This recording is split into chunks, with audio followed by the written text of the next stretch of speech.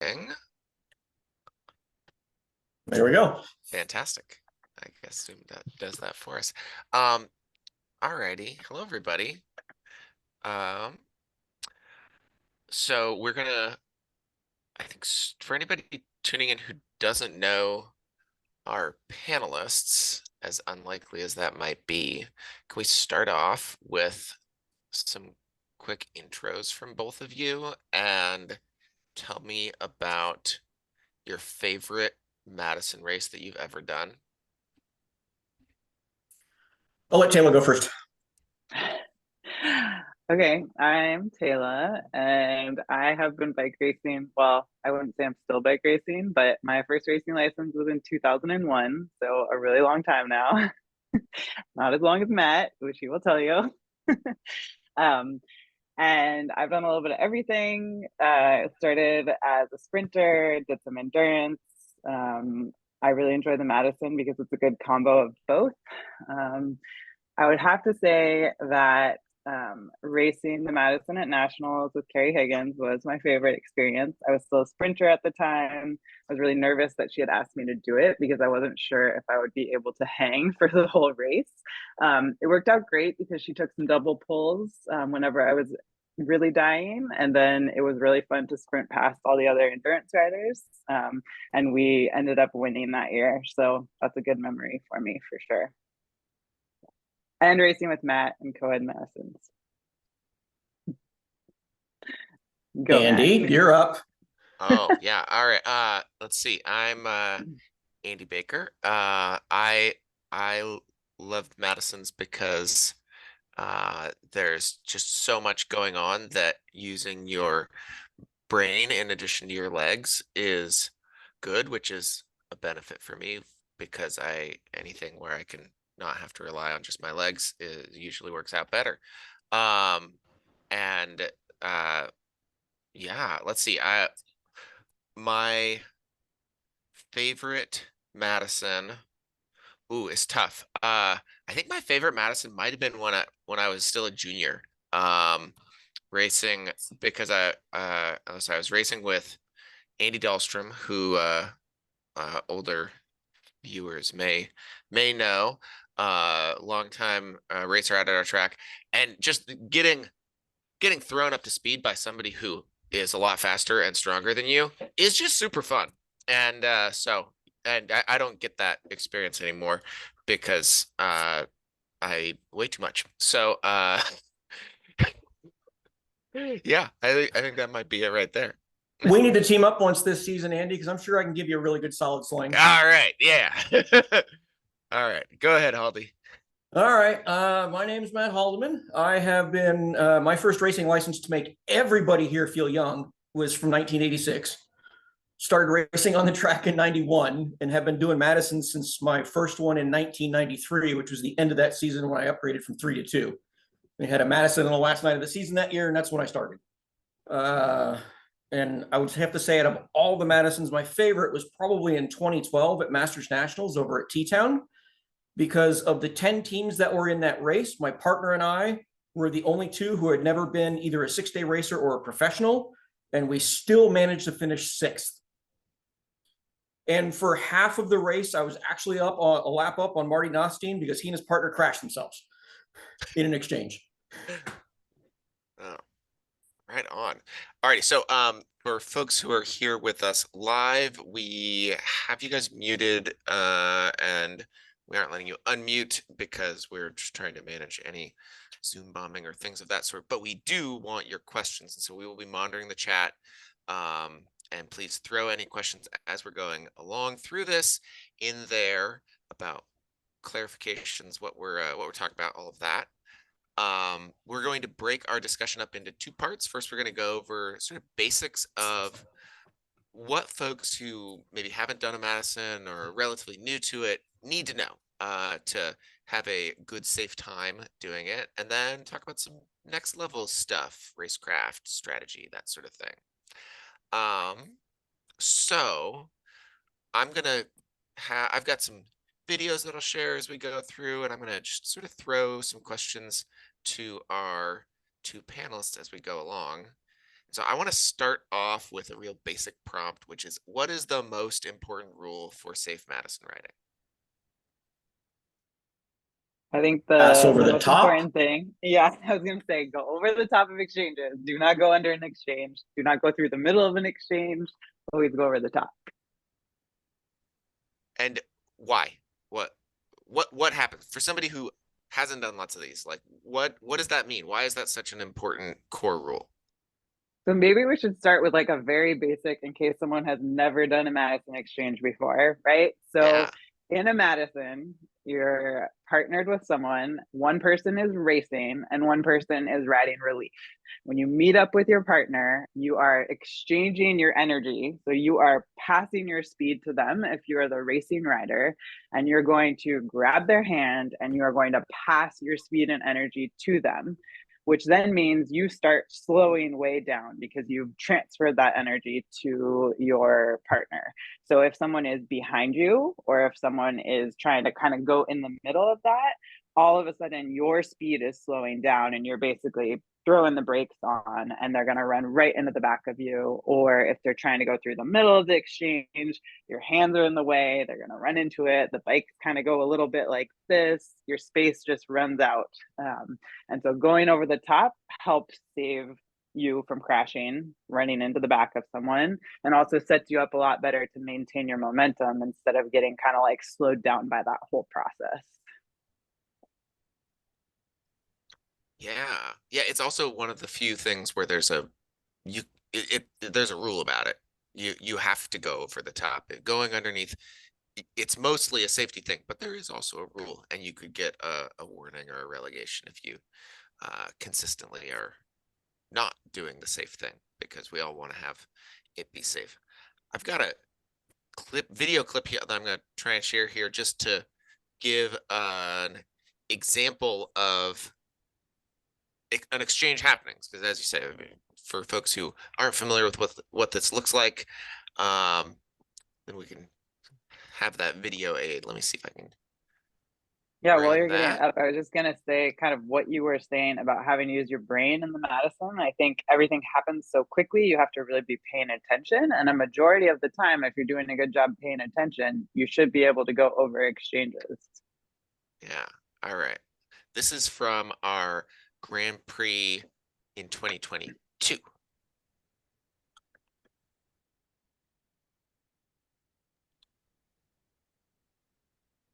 So we got red doing exchange and then rainbow doing an exchange.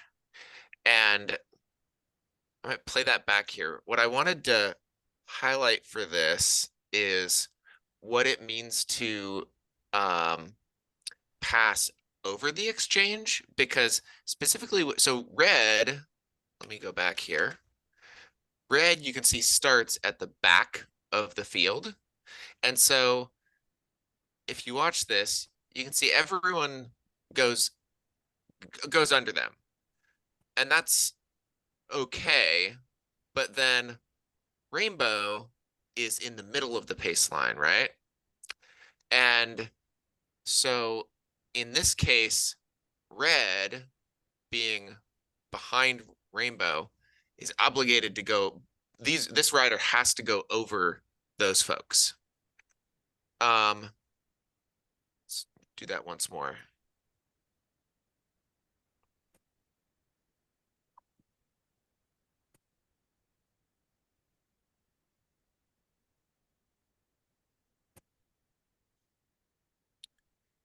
Anything else to comment on in that clip? Yeah, I was gonna say not so much in that clip, but I think a lot of times problems happen when people start going over exchanges that they don't necessarily have to go over. Or like if everyone in front of red at the beginning of that clip saw red coming down and then there's like, oh, we have to go over that exchange and try and like kind of zigzag around red, that can cause problems. So what you said, Andy, about that exchange was happening at the back of the group. There was no reason for the people in front of red to go over that exchange, versus red absolutely had to go over the rainbow exchange down the back straightaway there. Yeah, Haldy, any thoughts? I think it was going to tie into like what we have listed to talk about a little bit later, is just ride predictably and smooth.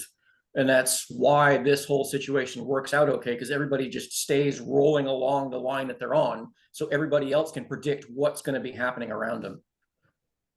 Yeah, yeah, this is a good example where not everything goes perfectly, but everyone handles it in a smooth way, and so it doesn't create problems. The only thing I saw in here is that if you'll see the yellow rider here, they're not obligated to go over, but they've actually drifted up to go around the relief rider in rainbow when they don't need to, which it doesn't end up creating a problem because they do their movements with lots of time in advance, but they didn't have to.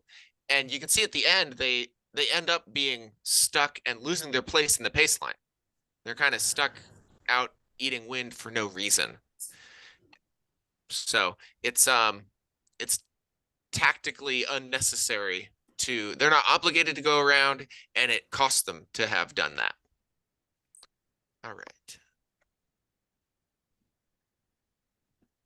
Let's see. I want to talk next about I think one of the things that folks struggle with once they first learn to maybe just do a hand sling just by themselves out there, and we would encourage everybody to go and do hand slings just with a friend out on an empty track, is how to make it all work in a pace line. Like, that was pretty smooth. How do you get there?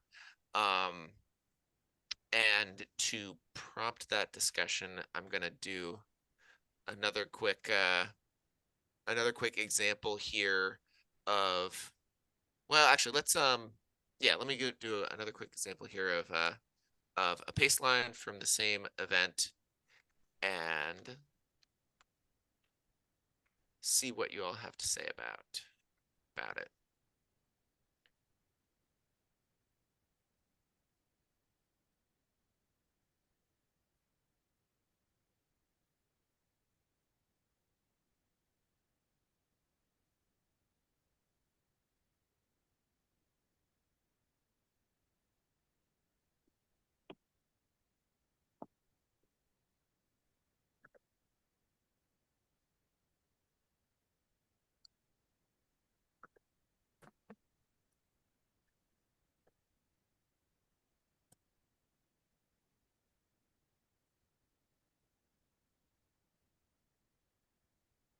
So a lot more going on in that one.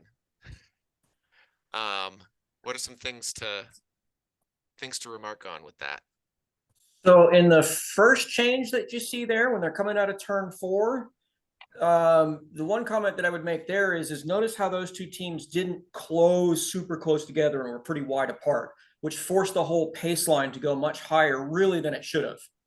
One things you want to try to get exchanges to do over time, and it obviously takes a lot of practice, but you got to, if you get a good close exchange, that leaves more space for the other riders to do things around you and other exchanges to happen around you. When we start talking about multiple exchanges, you can see in the second exchange that was happening in turn 1 and 2 that the leading team was so much closer together, and the guys behind them barely had to do any deviation. I mean, they barely left the lane to get behind the relief rider as he got accelerated in. So it's like it's that kind of thing. Keeping things tight help keep things smoother and rolling along more efficiently. On a super basic level, that first exchange, the rider in position 2 sees that I think white team, that their relief rider starts to come down, and so he kind of smoothly came up, and yeah, it has to come up kind of far, but it wasn't like a panic last minute, like, oh, they're exchanging. Like, he has seen the white rider start to come down, and so he, at that point, is like, okay, I need to start coming up. And the whole pace line just kind of smoothly follows up and around. And then you can get on to that rider who has just been thrown in without necessarily having to go to the front if you're not wanting to go to the front at that point. Versus those last minute, like, oh crap, they're exchanging in front of me. You don't have as many options, and sometimes that means you have to go to the front and make a big effort just to get yourself to safety. And so being really aware of what's happening, and when you're seeing riders start to come down the track, that's your indicator that an exchange is going to happen. And then you need to have the awareness of, okay, is that team in front of me or is that team behind me? Am I going to have to react to that by going over, or am I in a good spot right now because the exchanging team is going to be behind me? Yeah, that's a really great point. Both of those, that first exchange with the white team, it wasn't perfect. They left some more space, but everyone reacted really well. And so it wasn't an issue because everyone behind the whole pace line was paying attention and they knew what to do. And so it didn't create a situation. There was more movement, but it wasn't a problem. And that's really that's one of the themes is, and it's one of the things that's I think really hard for people when they get in their first Madison race is to keep paying attention in addition to using their legs and lungs really hard. When you're going really hard, there's a tendency to just follow that wheel in front of you as close as possible, and that can, not to say it's dangerous, but that if you're not paying attention to what's going on, following the wheel in front of you can be a problem because you will miss out that you need to be reacting to things that are going to happen, not waiting until they do happen. And usually Yeah. it's a little easier on you if you are being kind of proactive versus when you're already on your limits and tired, and then you're also making these panic moves. It usually means you have to go harder, and so then you're more tired. And so just trying to have that kind of like calmness to you as much as you possibly can to like have that good awareness of what's happening even when you're dying, right? Like it means Yeah. that's going to help you in the bigger picture. So whatever you can do to try and like have that kind of good situational awareness will actually make it easier for you. And Totally. that takes time to get to that point, but I think that's, for me, the fun part of the Madison is like when you're breathing through your eyeballs and you're like trying to be like, I don't even know what colors are anymore. What color is that jersey coming Yeah, down? Right. absolutely. Let's see. So let's talk a little bit more just about like when you're doing a pace line, even just a like warm up Madison pace line, just like working on those drills. What is each Walk me through what you're thinking about. Let's say if you're the racing rider and an exchange is coming up for you. Um, what's going through your head? Well, I mean, if we're in a pace line, depending on what your position of the pace line is, it's like if I'm four guys back, I Yeah, need to let's say look at you're the in the four middle of it colors. there. Yeah. Yeah, if I'm looking at, I got to look at the three colors in front of me and figure out where their partners are on the track, kind of out of the corner of your eye, if you can see that, and figure out where the exchanges are going to happen, because it's entirely possible that going into the next turn, guys 1 and 3 are going to be doing an exchange, and then team 2 in the pace line, that's the other end of the track. So that's one of the things that you need to keep track of with everything that's going on is like where's not only is where my relief partner, but where are the other guys' partners that are in front of me, because they're the ones you have to pay attention to. I'm not worried about what's behind me in the pace Right. line, because the only thing I have to be vigilant about is anything that's going to happen in front of me. It's incumbent on the people behind me to pay attention on me and everybody in front of me. That's a great point about like you don't have to pay attention to everything, but you do have to pay attention to what's going on in front of you. And so that can sort of reduce what you have to keep track of. A common Yeah. one on this point. So, for example, let's say we go back to that pace line, and there's three guys in front of me, there's me, and then there's the team behind me.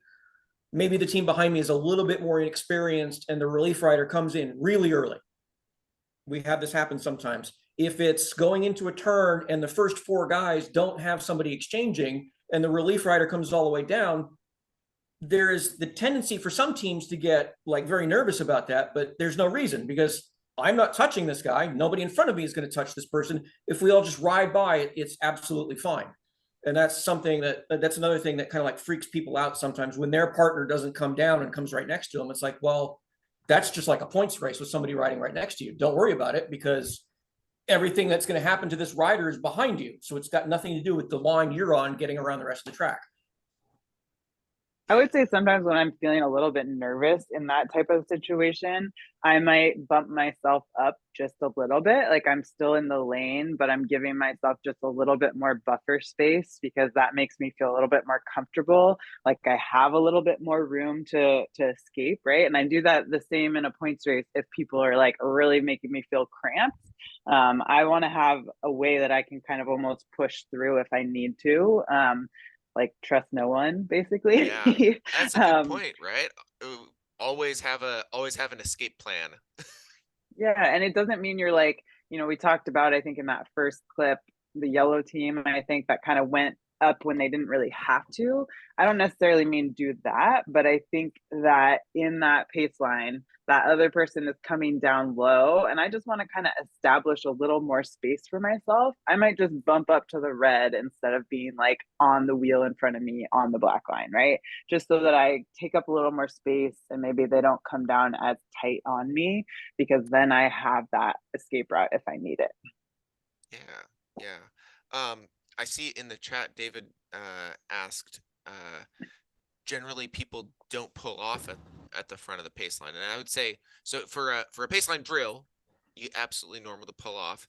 And in racing, there's no obligation. There's nothing that says you can't pull off. There's nothing that says you have to sit on the front, but there is some tactical choice. And we'll talk about the tactics of why you might choose to maintain position at the front versus let yourself go to the back maybe a little later. But I do think that that is something that we commonly see, is that in a racing situation, I think the default choice is to go ahead and eat that wind because you're only going to be doing it for 30 or 45 seconds. So it's not as big of a deal as maybe it otherwise would. But there's always shades of gray on that choice. I was gonna say save the commentary on that one because I can think of a couple of Yeah. situations where you want to change. Absolutely, absolutely. So Yeah, and I we'll would say circle like back on that one. from a safety standpoint, if you're going to pull off the front of the line, you need to be very careful that you're not pulling up into someone coming down for an exchange or getting in the way of an exchange. So there's not like you cannot pull off the front of the line, but I think that you have to have really good awareness of where those relief riders are, and it's a little harder than in like a points race or something to just like swing up and swing back down, because there tends to be more moving parts of people coming in and out of the race, and so then all of a sudden you might go from first to like off the back because you got stuck behind a bad exchange, and so a lot of times it's not worth that. Yeah. And we'll talk about color order in a second, which is one of the other things that makes it tricky to why you need to be thoughtful about when you pull off the front. So same basic paceline scenario. What if instead of being one of the racing riders, you're one of the relief riders? What do you do? Like how do you decide? Like what are you thinking about in terms of when the field's half a lap away, what's going through your head? So I ideally want to do my exchange in the turn or coming out of the turn versus doing it on the straightaway, especially at our track, because with a straightaway on our track is so flat that you have to accelerate a lot to match the speed of your partner, which we haven't really talked about very much. We'll talk about, I think, a bit. And so it's harder on the straightaways. So when I have like pulled up, I'm riding relief, I'm trying to catch my breath, I'm trying to time my exchange so that can happen in the turn. It doesn't always work out that way, but that's like a goal because it just makes it a little easier on yourself.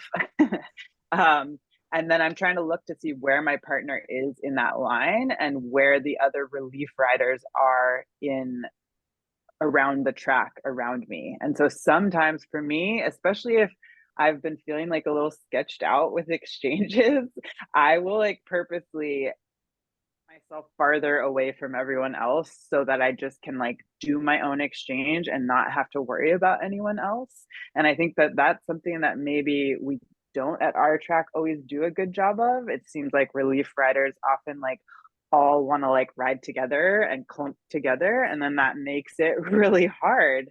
It makes the level of exchanges much more difficult. And so kind of figuring out spreading out a little bit and getting into the right order of I think this is where we're talking about color order, right? Like of your pace line, if you have like red, checkered, green, whatever, you're trying to line yourself up on the on the track in the same order as the racing riders are in, because then all the exchanges happen so much smoother.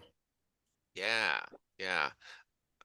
So Haldy, I know you've got a good spiel for color order because I've heard you give it in many of these clinics. What does color order mean?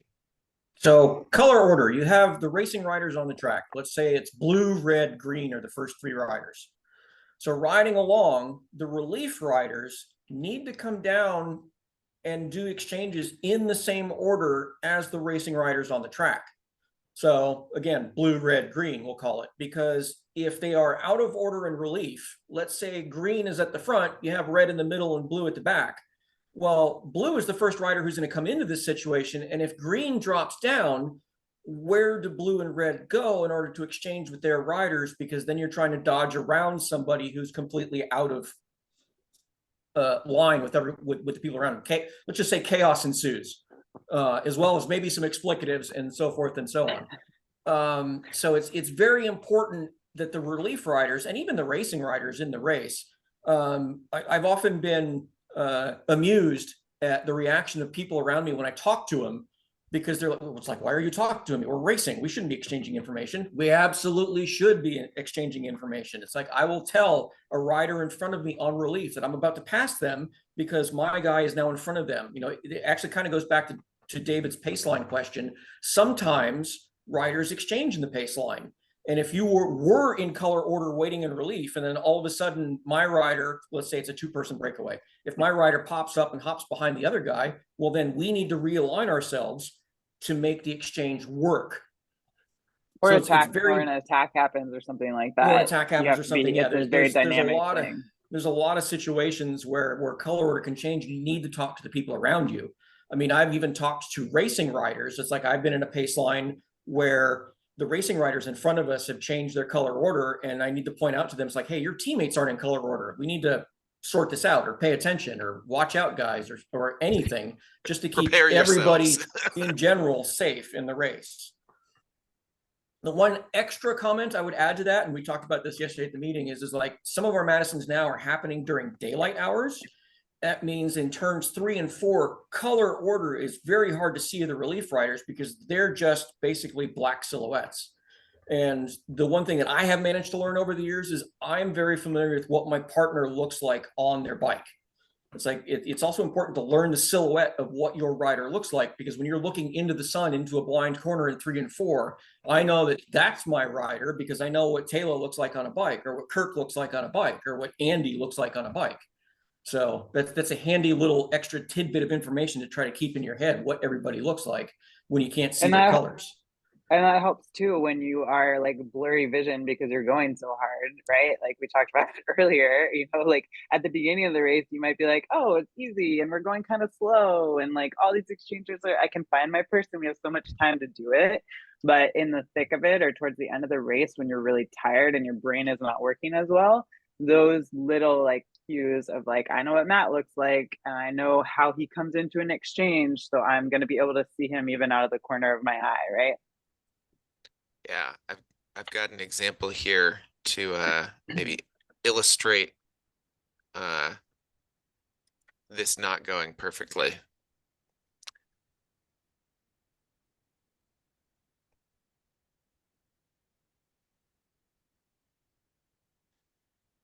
So this is me not being in color order.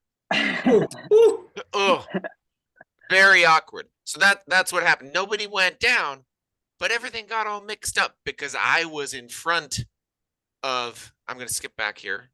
Let me show that again because a lot happens really quickly. It can be hard to see. So the order going into the exchange is white, black, rainbow, with yellow catching up quickly. And I'll pause it when we get around to where we can see the relief riders. So the relief riders, all the relief riders collectively screwed up, but really me. White is last in order. and then we have yellow, and then rainbow, and then black. So black, rainbow, yellow are sort of in the right order, but white is totally out of order here.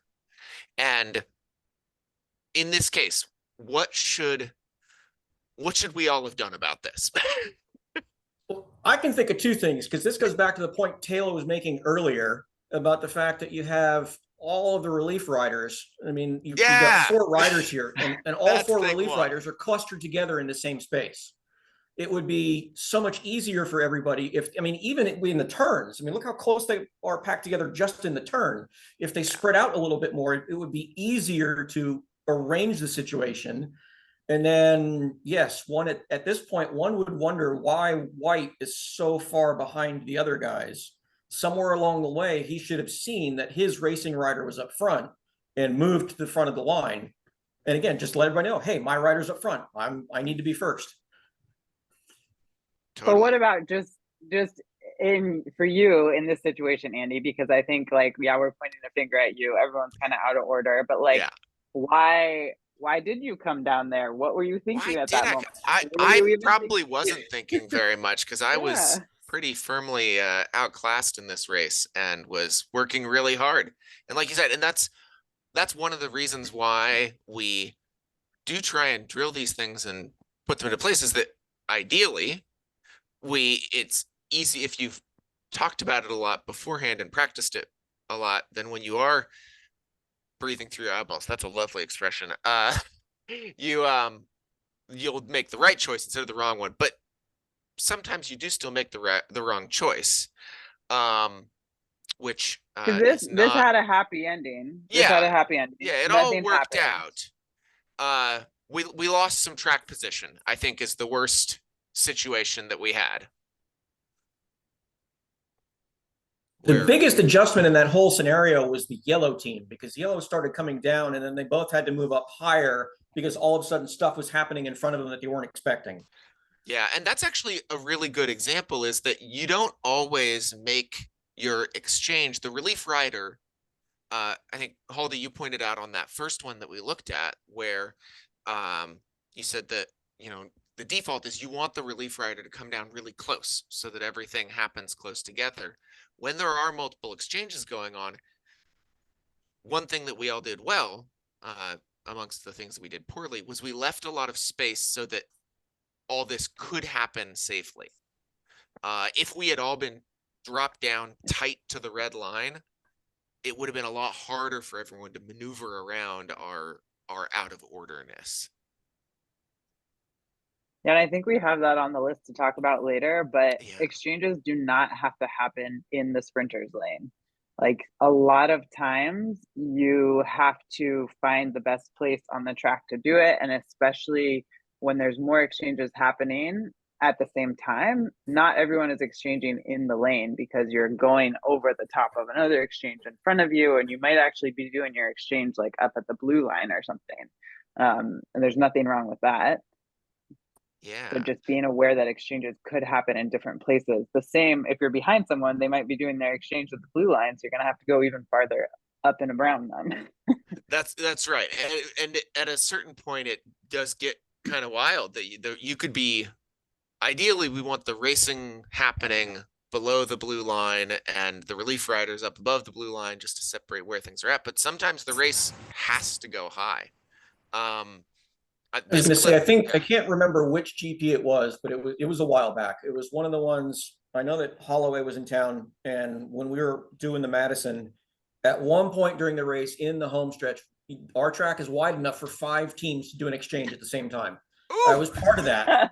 It was part of that pace line. It was pretty sketchy and hairy at the time because when you're the team exchanging near the rail, which we were, it was a little unnerving, but all 5 of us survived the experience. Exciting. I don't think we have any coverage of that, and it's been interesting going back and looking at these video clips. This one's from 2019, which isn't that long ago, but gosh, the video quality is not great, but I wanted to show it because you can see a really good example of the relief riders doing that switch for color order. So watch what the purple and checkerboard riders do here right on the home stretch in this clip.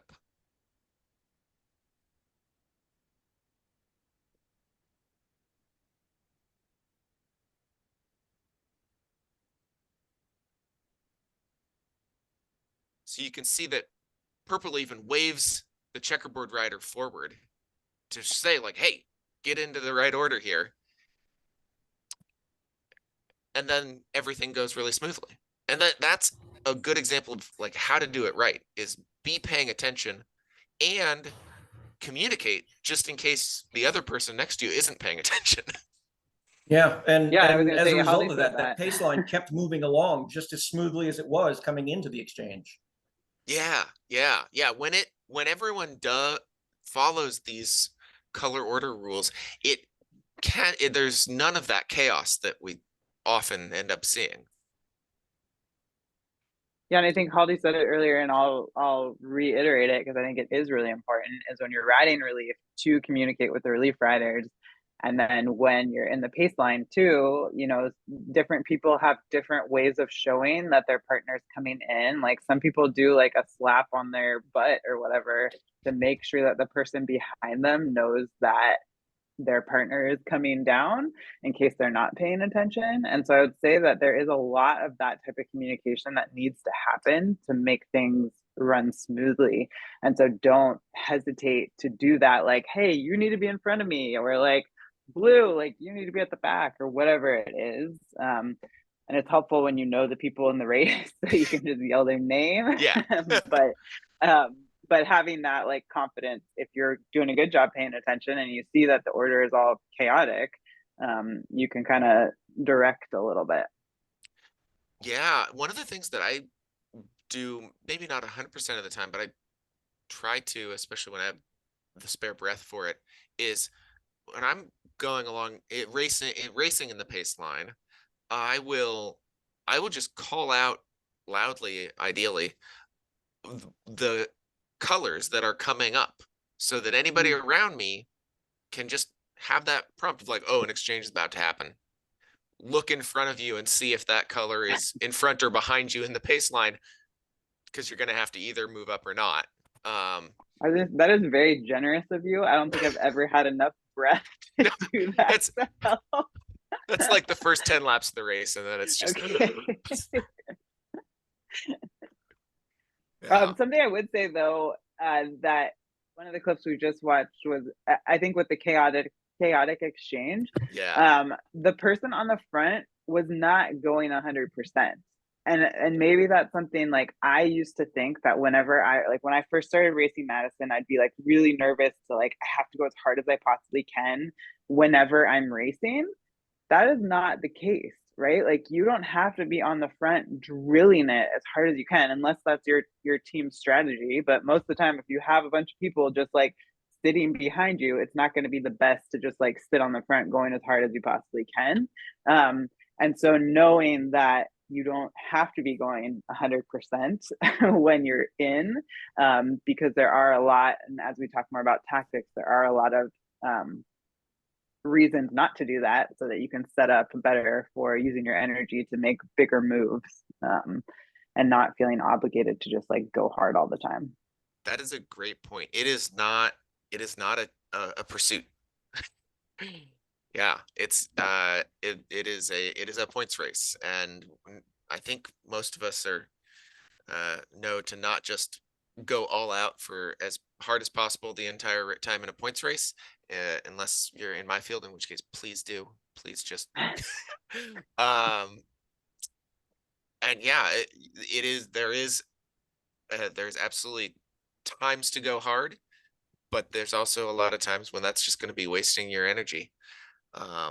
So why do that?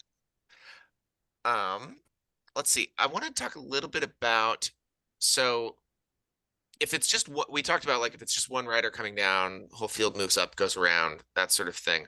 What are the things that people need to be thinking about if there are two riders coming down simultaneously? Like what do people need to do that safely? And I don't know if we'll get all the way to 5 riders exchanging at once.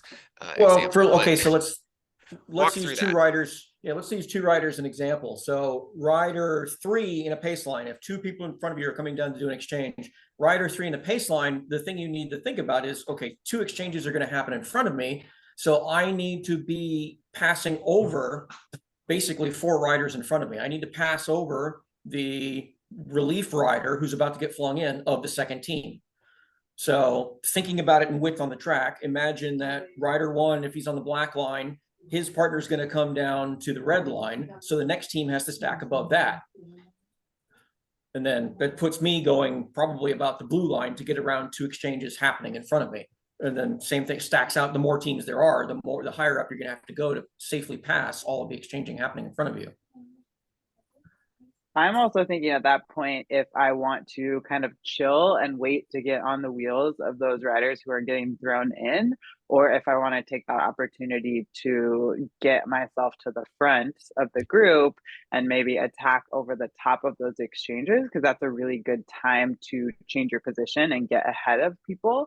So kind of depending on where you're at in the race and what your plan is with your partner, where your partner is on the track, you can either, as that third rider, what Matt's saying, you just kind of like come up, you maintain your speed, and you get kind of like right on the people getting thrown in, and you stay in your third position and nothing really changes in the order.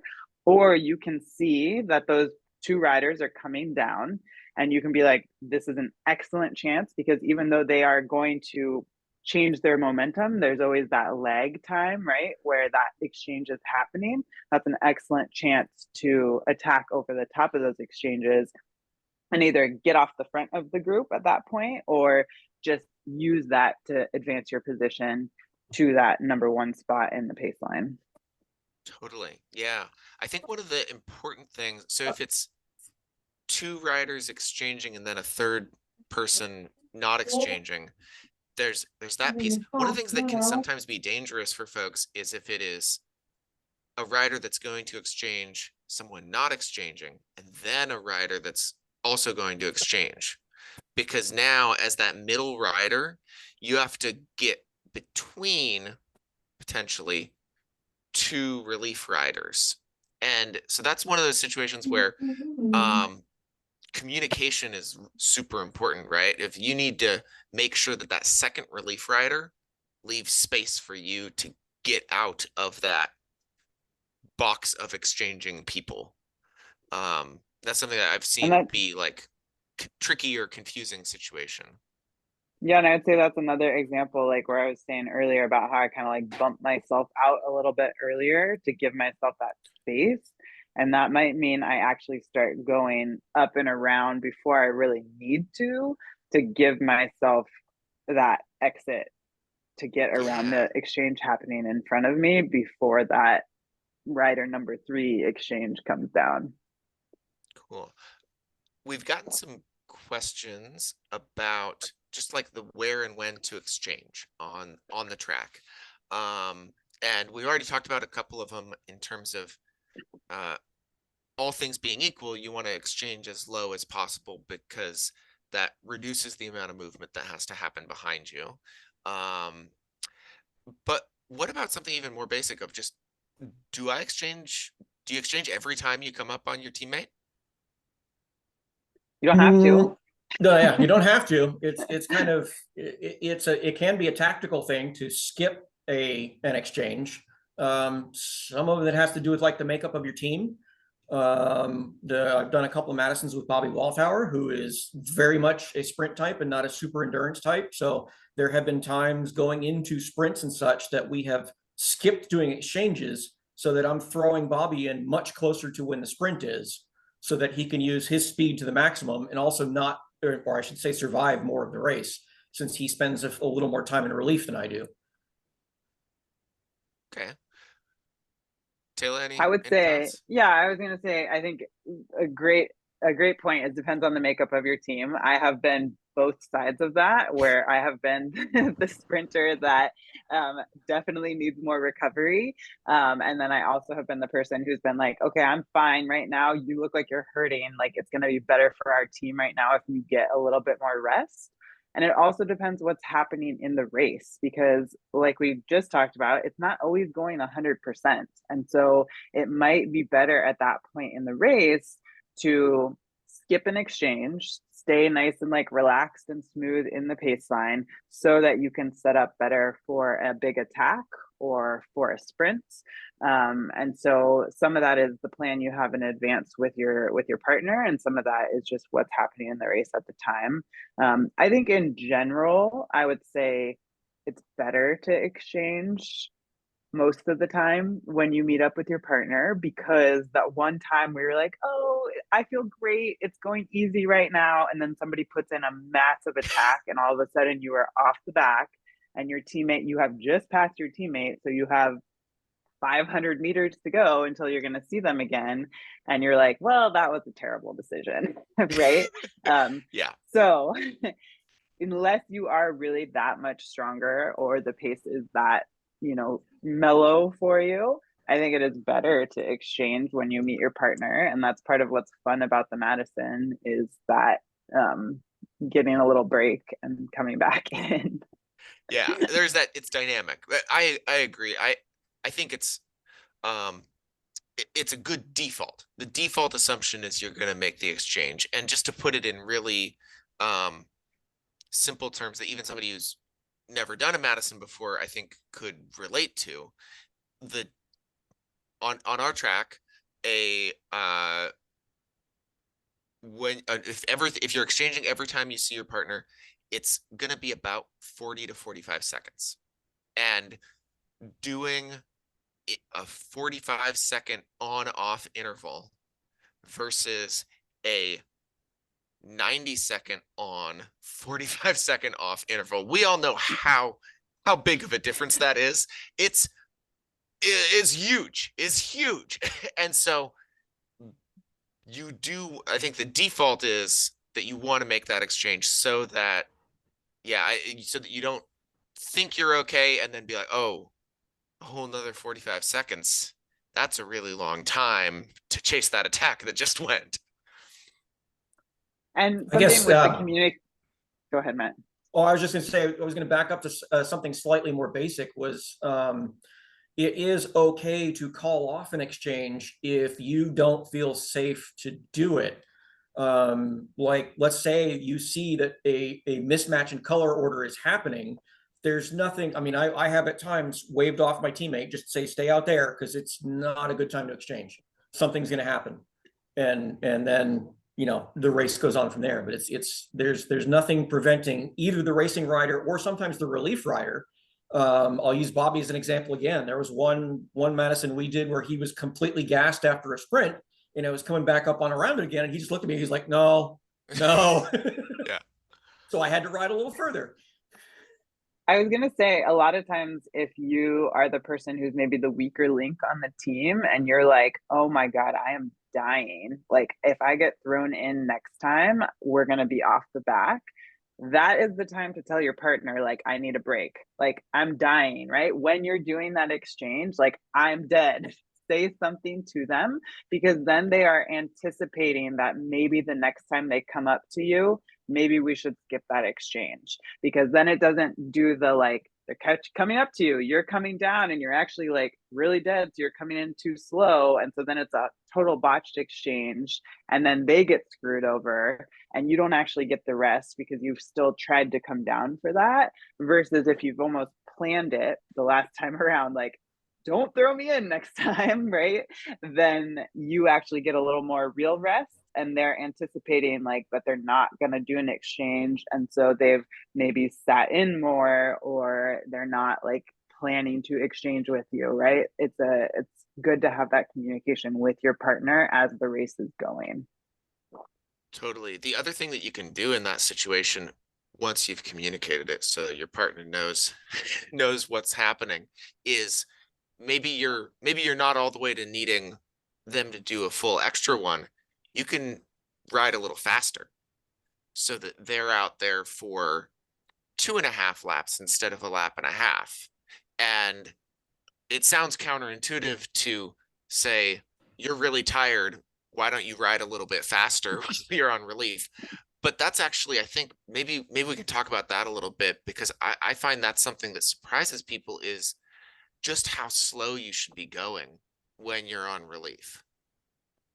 Yeah, I think that's an awesome point to make, is that you can buy yourself a little bit more time by riding like 10 miles an hour.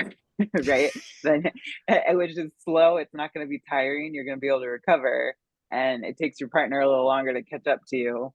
Sometimes you see people doing that and they're not doing it on purpose, and then they're just kind of being a jerk to their partner without knowing, right? Where Yep. you're like, why are you rolling so fast? Like, you look totally relaxed, and they don't realize, like you said, how slow you actually need to go, and you really need to park it to get your partner back around to you as quick as possible.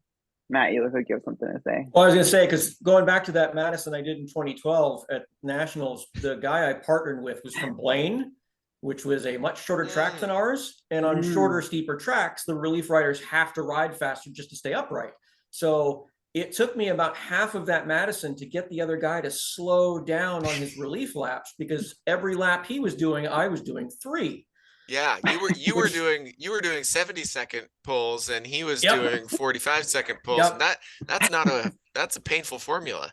That's a painful formula. Now, like I've track, been very mad at people. I've been very mad at people when I've been like hurting racing, like, why are you still so far away?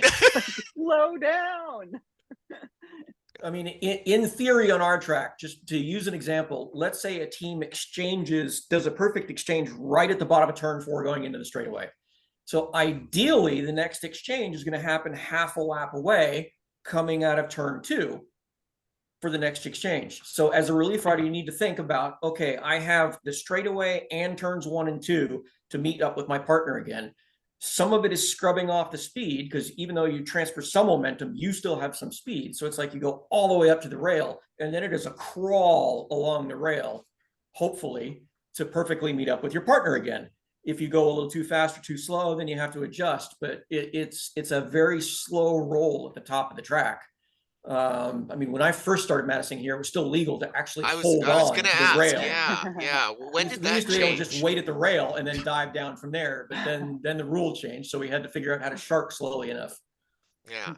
Yeah, it's not quite to the point of people doing track stands, but it feels dang near close to it, I would say. Um, Yeah, and it's I'd say good. if you're nervous to go that slow, because we definitely have people, not all the time, but people slide down the track when they're riding relief, right? If you're It could really going occur. slow and you're tired and you're a little squirrely, even on our track, you can slide down the track. And so if you are feeling that way, it's better to go really, really, really, really slow on the straightaway and then roll a tiny bit more in the turns so that you're not testing that limit, right? You can really Yeah. park on the straightaway. And again, it's not like necessarily a track stand, but you are going as slow as you possibly can on the straightaway, and then just enough speed to be safely rolling on the turns. Yeah, I think it's really valuable for people to practice what having it go perfectly is like with a partner, because it's for me it's one of my favorite workouts to do on the track is to just have another person and go do an interval session, essentially doing Madison exchanges. It helps you get the timing of exchanges down without any of the chaos of an actual race going on. And that's where you can take the time to figure out, okay, how slow does work for me, and pin down those timings, because it's good to figure out when you're when you're at turn 1 and you're supposed to be meeting your partner in turn 2, how long does it really take you to get from turn 1 to turn 2, if you're going as slow as you feel comfortable with. um the Taylor, you mentioned it at the start, that there's spots on the track where it's easier or harder to do an exchange. Talk us through that. Why is that? Yeah, so when you're riding relief, you're riding super slow, right? And your racing partner is riding much faster than you. And one of the big things that can go wrong in a Madison exchange is if you come in too slow as the relief rider and your partner grabs your hands and try to do an exchange, that can end poorly. you have to be similar speeds for it to be a successful exchange. And you don't want to have to work super hard to get up to that more comparable speed, because you're trying to maximize your rest time and then get as most out of that exchange as you possibly can to help get you up to speed. And you want to use the track to help you do that. So I think I said earlier, our straightaways suck for that because they're basically flat. And so to get up to a matching speed to your racing rider, you have to basically like get out of the saddle and sprint to get up to Yeah. speed Yeah. to Wasted match effort. close enough. And you're not even racing at that point. You're just like, you're still supposed to be resting. And so if you are riding relief, it's so much easier to do that exchange somewhere, I would say, the middle to the exiting of the turn, because then you are diving down the track, you're getting that free speed, and as you get thrown in, you're also getting whipped out of the turn, and so you're just getting so much more free momentum to help versus you having to produce that speed. And we see that, I feel like, all the time, where people are coming in too slow on a straightaway trying to do this exchange, and you can like rip your partner off their bike doing that, right? Like that can be one of the more dangerous things in a Madison, I think, besides splitting exchanges, is that too big of a speed differential. What's the But right I'm amount of but speed I like to say I'm differential? like lazy. I'm Yeah. lazy, so I want I want to use the track as much as Yeah. possible. Um so that Efficient. I don't have to do lazy. Lazy. Because I like in any race, right? Like use the track to your advantage, but especially when you're coming in for a Madison exchange, like use that downhill and come down a little bit more aggressively so you get that free speed coming down the hill versus versus having like to get that yourself. So what you said, okay, it's bad if there's too much of a difference. What's the right amount of difference? I don't know Wow, how to well, we can't answer look at our that. computers on our bikes, so I couldn't tell you Yeah. Ah, what's the yeah. right Yeah. speed. I mean, ideally, you want to be coming down. You're not matching their speed exactly, but you need to be coming kind of close. I mean, at least 2/3 of what the rider is doing. Because I the was other gonna say two component about thirds this, also. yeah, Yeah. the other component about this is also timing. Because another thing that can make an exchange seem awkward is if the relief rider, let's say the relief rider starts diving down to turn 4 towards the lane, but does it way too early. Now they're rolling along, and the poor guy has to keep on the gas to catch Chasing up, them. just to do. I mean, I've seen exchanges start coming out of turn 4 that end going into turn 1. And both riders then have just wasted so much energy. And the poor racing rider is like, would you just wait? Yeah. Yeah. And let me get up there. Yeah, it's that timing is something that I think for me it just takes practice. Yeah, time Because and practice. yeah, because it's the timing of when you come down is different depending on how fast the whole pack is going. And so that's one where I would really you don't need to wait for an actual in-person clinic or a race night to work on that. All you need is one other partner, and you can go out and practice doing exchanges at different speeds to get a feel for that. And it's a productive workout too. But there isn't any, it was kind of a trick question. I don't think there is any like magic, like just do exactly this. It has to be dynamic to what's going on. The only way you get there is practice. Practice, and you And I read would it for, yeah. I mean, that's the one thing that I probably have lots of compared to everybody. And I'm sure Taylor can attest to this, because I've had to tell many of my partners, don't worry, I'll be there, because I wait till the absolute last instant until I have to dive down. And it is let's say it's disconcerted a few of the people I've ridden with, who are like, are you coming? Are you coming? And Ah, then show up right when you need to, and you make the exchange happen. It kind of falls under Taylor's being lazy. I want to be in relief as absolutely long as I can, and then get flung in. I will re-emphasize communication once again here, because I will yell at my partner if they're coming down too slow, because I don't want to get ripped off my bike. I don't want to rip them off their bike. And so if I'm going to be yelling like faster, faster, faster, or if they have not come down, and probably I've yelled at Matt, I don't know, like if I'm coming fast and it feels like they're waiting too long and I'm worried and I don't want to miss that exchange, I'm going to start yelling their name as I'm getting closer to make sure that they are aware to come down and that it needs to be faster. Or, like we have this plan, there's going to be this attack at some point in the race, like they better be prepared for that full speed exchange versus the more mellow exchanges where it's not as crucial, right? And that might mean you're coming down faster and matching the speed more equally versus when it's a slower exchange, you can kind of get away with maybe being a little lazier with your exchange when you come in, right? Yeah, I do think that first sprint lap exchange or the first exchange after a big attack is one that sometimes catches people out because they've been doing one thing and it takes a little recalibration of the brain. And so I'll do the same thing. I will yell hot to my partner if I'm the racing rider coming in to let them know like, hey, this exchange is different than what we've been doing up until now. You're gonna have to put a little bit of extra juice into matching this speed, which is a lot higher than what you were doing before. Let's see. Okay, so I just mentioned sprint laps. I think because rules have changed over time, sprint lap exchanges are something that the rules have varied. Haldy, do you want to talk us through what are the rules right now for exchanges on sprint laps? I think now the rules that we're operating under is you can exchange anywhere as long as you don't interfere with the sprint of another team.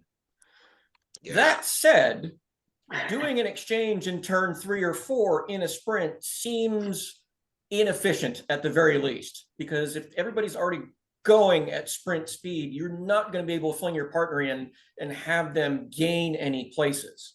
I mean, ideally, you probably want your exchange to happen coming out of turn 2 and launching everybody into the sprint. That's my 2 cents on it. I can't see an exchange happening in 3 or 4 that would help your outcome. Yeah, sometimes I would say the only time where you see that help an outcome is if the team is actually setting up for an attack after the sprint, because that timing can work out a little bit better.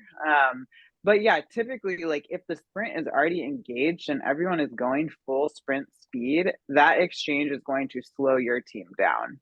And so at that point, I would say it's better as your relief rider. That's one of those instances where maybe you should speed up so that you can be ready to do an exchange right after the sprint, so that you could do that attack or feel better or just be in a better situation for your partner who's just sprinted. That's a great point. I feel like having an exchange go off right after a sprint lap is always good because your partner just they need help. But I've got an example here just to maybe illustrate what we were just talking about.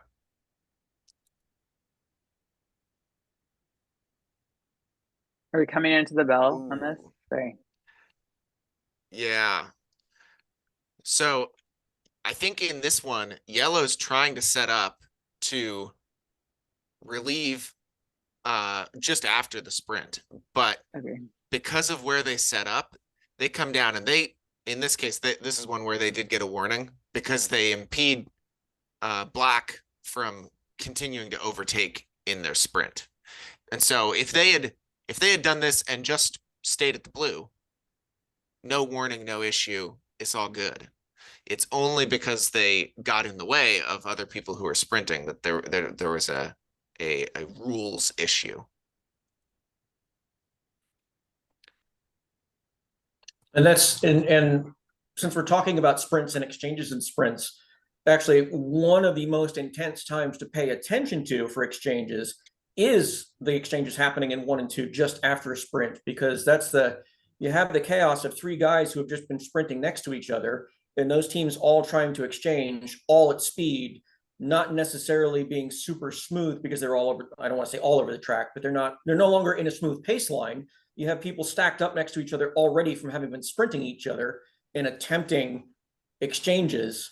That's when, more importantly, amongst the relief riders, you really have to talk to each other so that when you guys are all, when everybody's diving down to catch people who just finished doing 40 miles an hour, that you're diving down in order and not, also try and dive down fast enough so that you're not creating huge speed differentials in any exchanges. And that might be a time on relief for me that I would actually try and get more towards like turn 2 to get out of that initial chaos. Still trying to get relief to my racing rider as soon as possible, but odds of a missed exchange or a botched exchange are pretty high in that chaos right after the sprint. And so if you can spread yourself out even just a little bit from that, you might have a better odds of a more successful exchange and a better like situation for your team. Yeah.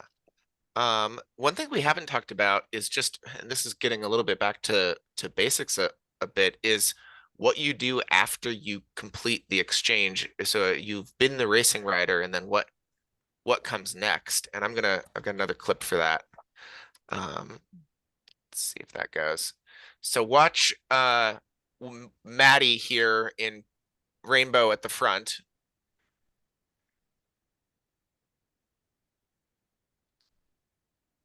So you can see he immediately is checking over his shoulder, and he's repeatedly checking over his shoulder. But because he's at the front, he has to wait until the whole pack passes him. That's okay, right? You just know that if you're at the front of the pack, that's what you have to do, right? What are the things what are some common mistakes that you see people make with when they do that transition from being the racer to being on relief? Well, this falls back to the one thing that we were taught in the very beginning is anything you do on the track, look before you move, look before you move. And before you move, take a look and see what's happening. Because, I mean, you can help this out by knowing where you are in the field and where you are in the race. It's like, if I know I'm got 2 riders behind me and I do an exchange, I need to see at least 2 bodies past me before I can even think about moving anywhere else.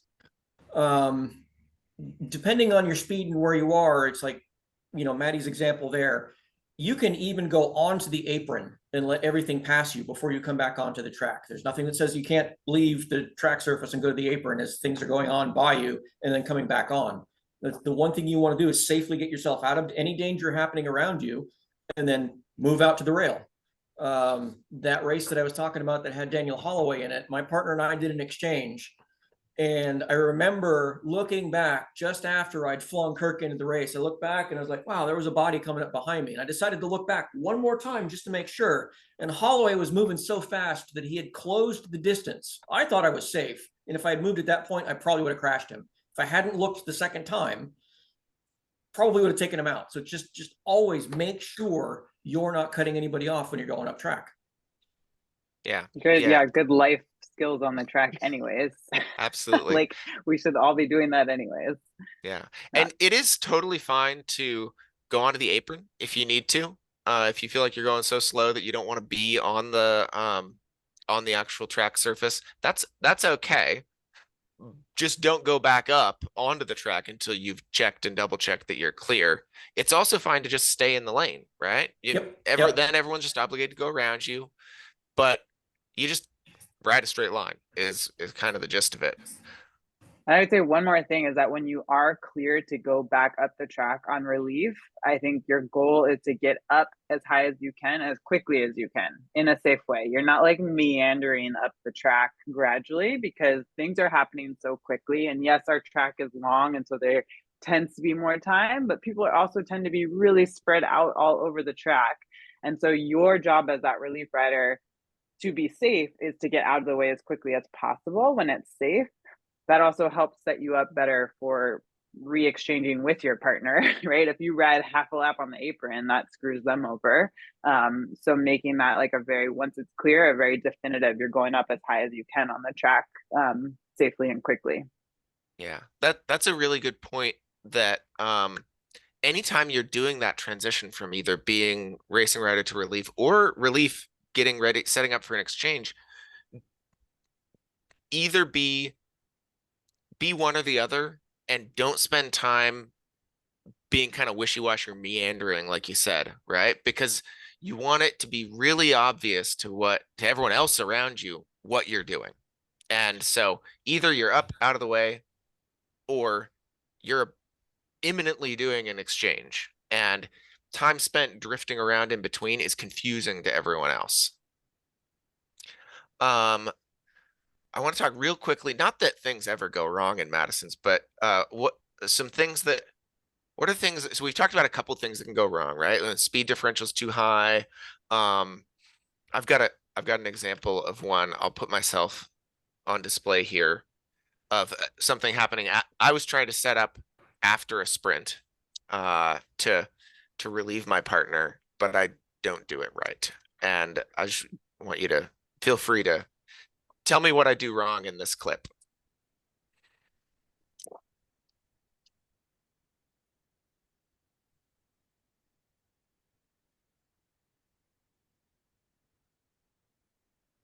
Oh, yeah. Yeah. Just didn't happen there. What did I do wrong there?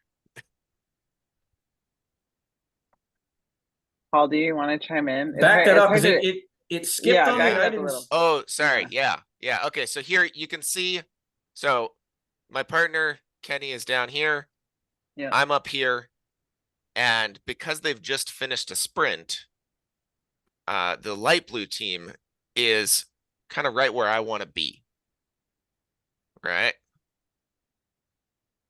And And that's so, kind of like that's going back to what I was talking about, yeah, with the chaos of a sprint, because you saw the three guys cross the line together, and it's yeah. very hard to figure out where how do I get into this mess of to properly do an exchange, and you probably should have waited a little later in the turn, giving yourself some space to figure out where Kenny was going to be to make the exchange. Or maybe too, in this instance, if you had actually come down sooner, right? Yeah. Like not That one too. ideal as far as an exchange, but like if you had come down, that forces blue to have to come around you and has a better chance for you to get to Kenny. And so sometimes, like, yes, ideal world, you're coming down at the last minute to do your exchange with your partner, but sometimes you do have to come down early to establish your place on the track for people to come around, to force people to go around you versus you getting stuck and you can't even get close to your partner. Yeah, I think that was the big thing that I should have done differently here, in my opinion, is when you have an exchange that is later in the field, when it's messy, if it's just a smooth pace line, then fine, you can do whatever. But when it's messy, you need to get down early. And this is something that for folks when they watch World Cup Madisons and that sort of thing, you'll see people dropping down actually a lot sooner in some cases so that they can get down. If their partner is down in the lane, but 5 riders back, you have to get down to where they are because they're not going to be able to move up to you.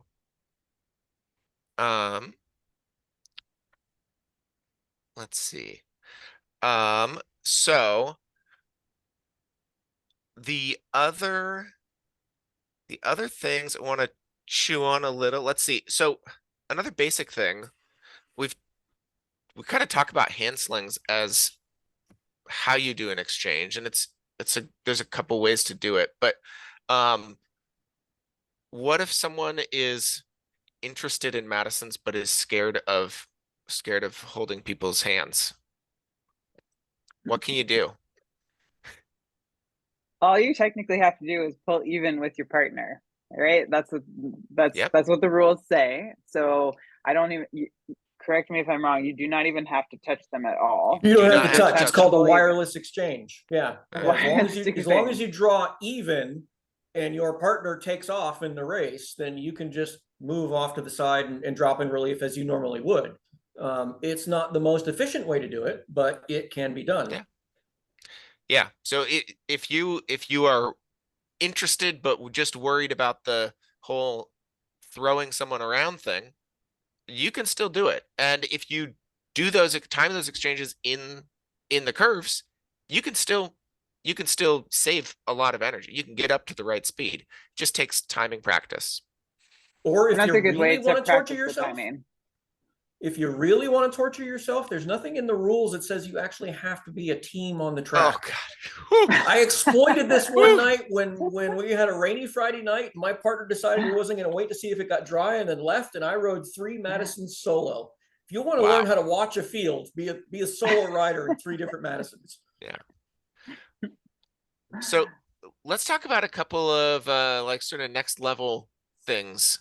We've got some folks who will probably be going to other tracks wanting to race Madisons either for championship things or just because they feel like driving up to Canada or what have you. What's different on a small track versus our track about Madison's? Taylor brought it up a couple of minutes ago. It's like the guys dropping down earlier in the World Cup races and the stuff like that. It's like one of the things that happens when you get on shorter tracks is the relief riders, just because of the geometry of the track, have to ride at a higher speed to stay upright. So that does affect the racing a little bit in that, especially like on a 250, there isn't as much speed differential between the 2 riders, racing and relief, and that tends to change like the flow. You have a lot more exchanges happening in the straightaways because the straightaways have banking, much more so than our track does. And because the relief riders are moving at a higher pace, there's less that whole situation of less speed differential makes it easier for multiple teams to do exchanges around each other. Yeah, I think in my experience racing on a smaller track and riding relief, it was like a little scarier at first because we get so used to going really slow on relief and you can't do that. So it kind of goes back to how you ride the track. And so for me, that would mean like on the straightaways on the short track, I would go as close to the rail as I possibly could and go slower, and then come down a little bit, maybe like to the top of the banners when I was riding relief through the turn, because then you kind of have like a little bit of momentum from the track helping you, and you can go a little slower on average over your lap because you've slowed down on the straightaways, and yeah, being very aware, it's easier and harder to see what's happening in the race because it's a smaller track to look at. Yeah. So the far away turn is not as far away, so it's easier to kind of like see what's happening, but then it's also harder because it feels like things happen so much faster. So you have to really up your awareness of where the other people are on the track and where your partner is, and trying to plan accordingly for where you actually want to do the exchange. I think the nice thing compared to our track is you can exchange pretty well on the straightaways. And so that becomes a little less like you can exchange anywhere on the track and get a pretty good advantage from the track, versus our track. I really feel like the turns make a huge difference in exchanges. That's a really good point. So I was just at Lexus Velodrome, and their straights are as steep as our bankings, and that was one of the things where everything happens really fast, and so you couldn't line up those perfect exchanges of 2 and 4 every single time, but it didn't matter because you have just as much advantage of getting up to speed on the straightaway as we do at home. So that was a nice thing. It sort of took a little bit of the stress out of going to that smaller track, is not needing to have such precise timing with those. But what you said about losing thing happening so much faster is definitely true on that small track for me, where I definitely hung Maddie out a couple times because he was just like, you're here again? Jeez. Yeah, I guess as the tracks get smaller, it kind of like ups the communication that you have to have, with the people around you and with your own teammate. I mean, if you watch some of those World Cups, when you have 20 teams on a 250-meter track, there are guys that are pointing. It's like I'm in line, I'm pointing because my exchange is about to happen. I'm letting everybody behind me know that they better stay, pay attention because we're about to exchange and they all need to move over us. And hey, I'll be back in a couple of laps. Here we go. And when you watch those races too, I think if you're interested in Madison, you're trying to figure out, like, pick a team to watch in a race and see how they maneuver while they're on relief or in the race, and when they're talking to each other, because I think a lot of times from the outside you don't notice it, but especially at the higher level, they're having like complete conversations in the process of their exchange, right? Like they're saying like, we need to mark so and so, or they have a code for when their next attack is coming, whatever it is. But you see some sort of communication happening with a majority of the exchanges, because you have to be on the same page as your partner to manage all that chaos. Yeah. One of the things that I was worried about going specifically to such a tiny track is just like you said, on our track, we go dang near 0 miles an hour on relief, but you can't on a track where the minimum speed is 15 miles an hour or so. And so I was like, oh my God, I'm going to be on relief forever, which sounds lovely, but I'm going to be racing forever too, which doesn't sound lovely. And it was interesting to me. I didn't really, what it was that it ended up being about the same amount of time because the lap is also shorter. So even though you're going faster on relief, it's still the, you're not doing suddenly a 90-second racing interval and then a 90-second relief. It's still about 35, 45 seconds in that range, which was nice that, it's not physically that different of an event just because you're on a different track. I'm getting the Yeah. time warning from Yeah. Amara. Yeah, I see that. To I see start that. wrapping Yeah, I things think we're up. wrapping up. Yeah. So what are some tactics for how can you use exchanges? So we talk about how to do exchanges really safely and really efficiently. How can you use them for tactical benefit?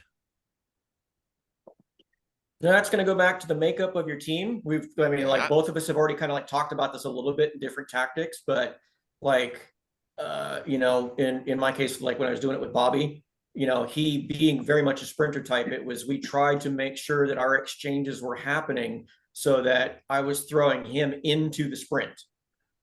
And then at the same time, you as a team just have to be prepared for sometimes the timing of it doesn't work out. A missed exchange happens, whatever. I end up doing the sprinting and you try to readjust along the way. But it's like, setting up for a sprint would be a good one. And then like Taylor's example of like doing an attack, setting up to do an attack either right after a sprint, and that's communication between riders and kind of like basic track craft combined, knowing when the sprints are going to be and mentally planning out in your heads where everybody has to be on this lap to throw him in at a sprint or whatever. Or maybe halfway through the race, you realize that your team is not sprinting as well as two other teams. And so you can't have it come down to a sprint or you're going to get third place every time. And so that means you adjust back your timing. And maybe that is a massive attack 2 laps out from the sprint to put everybody else on the rivet and hopefully mess up their timing, to give you a better chance in the sprint, right? You have to know and be able to adjust, right? Like you might go in being like, oh, we're going to be sprinting for points. And then you're like, nope, we need to go for a lap, right? We haven't really talked about that, but that's something that changes things up in the Madison also. Not my personal favorite option, but rough at our track. It is really rough at our track. And that can make a huge difference in the race. And so you have to be able to be flexible in your plan. If you realize that there's like no way you're going to get points sprinting, maybe you're 5th place in every single sprint in the beginning of the race. And you're like, well, crap, we're going to get 5th in this race. That's me. Yeah. That's me. And so then you have to be willing to make that big move that maybe it is getting off the front for quite a while to try and pick up points off the front. Or maybe I'll use an example at the Grand Prix. I don't even know how many years ago, I basically forced Kelly to do the Madison with me. It was her first Madison. We had practiced together, but I was like, wanted her to get that experience. It would be a great opportunity for her to have someone who has a little more experience to ride with. And she was really nervous. And like I already just said, my personal goal in the Madison is to be as lazy as possible. And I like to rely on my sprints.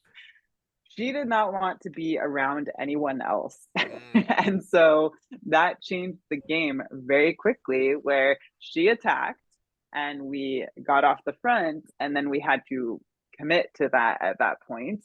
And then, you know, you're picking up points off the front or whatever it may be. And so just having that, there's not one way to win a Madison. There's quite a lot of yeah. different ways. And depending on your team, depending on the other teams in the race, being able to be flexible and do something different, I think, is the fun part also. Yeah, yeah. I think one of the things that I think one of you mentioned this a little bit earlier is that if you see something is going to be happening that's a little messy, one really good tactical thing you can do is use that opportunity for an attack. So getting an attack off before an exchange can be really powerful because the other team is gonna have to be worrying about executing their exchange, and it's gonna give you a second, 2 seconds, 3 seconds of building a gap that otherwise you might not, you might have to work a lot harder to get. And so that can be a really powerful way to uh, get out there and shake up the race instead of letting it come down to a sprint. Well, so I think we've covered a lot of ground.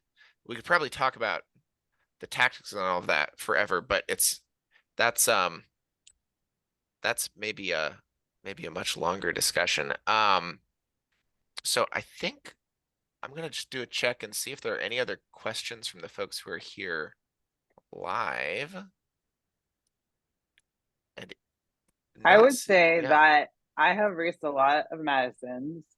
And when I watch Madisons, I am terrified. But when I race a Madison, I don't feel terrified. And so I think that there's a barrier sometimes because people watch a Madison and it looks scary and chaotic and it's hard to know what's going on. But when you're actually in the race and have your specific things to focus on and your partner that you're trying to meet up with and these rules that we all know, and that it's a very predictable race. And so even now, when I watch a Madison or I watch a World Cup Madison, I'm like, oh my gosh, like that is wow, there's so much going on. But a majority of the time, it goes smoothly, right? Like, Yeah, and so yeah, I feel like people are intimidated by it because it is such a dynamic race and it is kind of crazy that you're going full speed and you're going to take your hands off the handlebar and you're going to grab your partner's hand and fling them in, right? Like that sounds yeah. insane when you try and explain it to someone. But it's really fun. It's not as scary as it looks. And so I wish more people would just like try it because once you do it, it's actually like a really fun way to do a race because a lot of times when we're racing on the track, it's such an individual thing. And I think anytime that you have an opportunity to do a team race on the track, you like have a little more fun because you have this other person that you want to do well for or that you want to like nail these exchanges, and it can be more motivating than maybe going and doing a points race by yourself. That's a really great point. Yeah, that yeah, I think it's kind of human nature, right? That you'll dig a little bit deeper, do something that maybe you would pull back from if it was just you because you're like, I don't want to let my teammate down. Yeah. Haldy, any closing thoughts?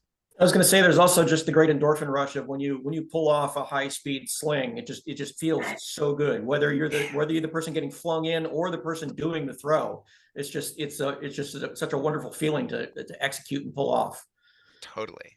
Totally. And especially if you can get a teammate that is faster or stronger than you, it feels like you are getting like a rocket booster. Yeah.